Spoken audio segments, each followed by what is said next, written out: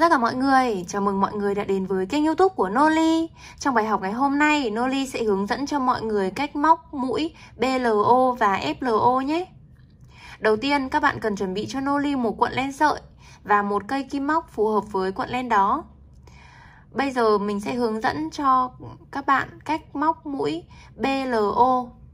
Mũi BLO chỉ đơn giản có nghĩa là chúng ta sẽ móc vào cạnh sau của chân mũi. Đây là khi mà mình móc bình thường là chúng ta sẽ móc vào cả hai cạnh của chân mũi như thế này.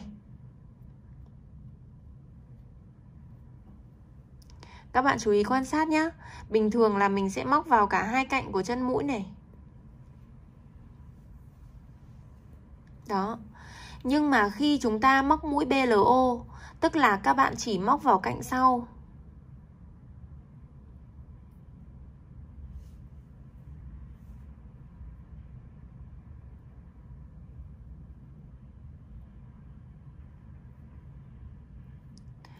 Mình sẽ thực hành cho các bạn quan sát. Chúng ta sẽ lên 2 mũi móc xích để móc mũi nửa kép. Các bạn sẽ móc vào cạnh sau của chân mũi.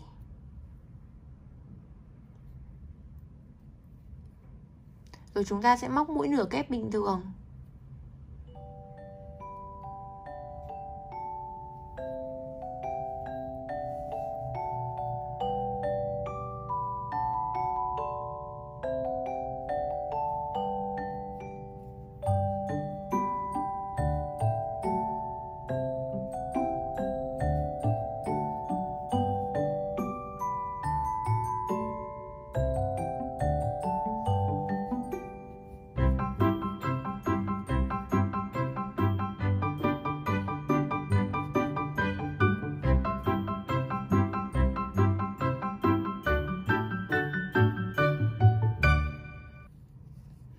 Như vậy là các bạn có thể quan sát là sau khi mà mình móc xong mũi BLO thì ở trên bề mặt sản phẩm sẽ còn dư lại cạnh trước của chân mũi như thế này.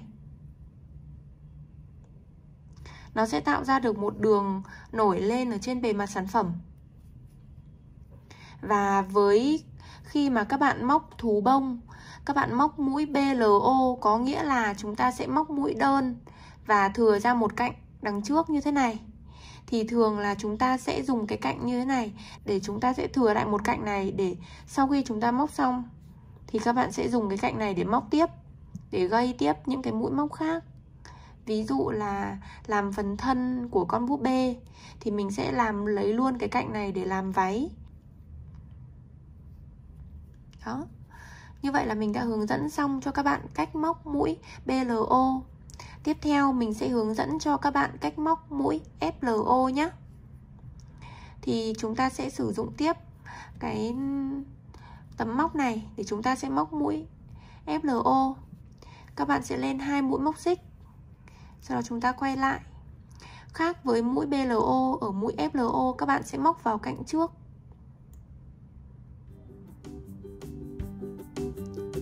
Móc vào cạnh trước của chân mũi thì chúng ta sẽ dư lại được cạnh sau.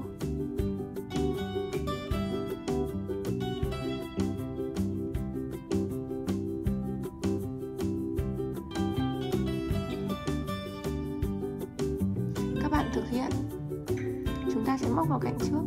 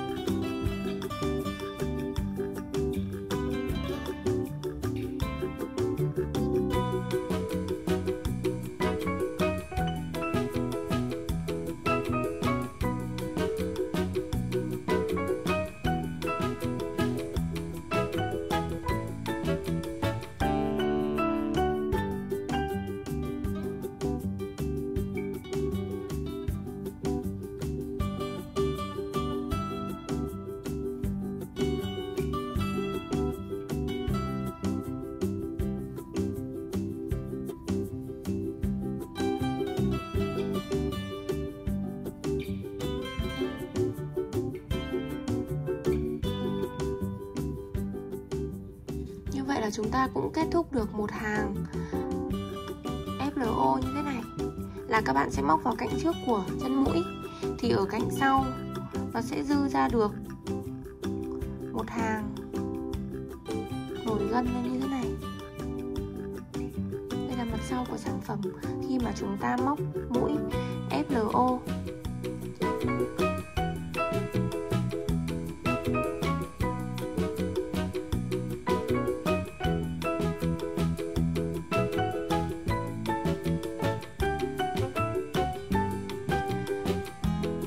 Ấn like và subscribe kênh YouTube của Noli Handmade.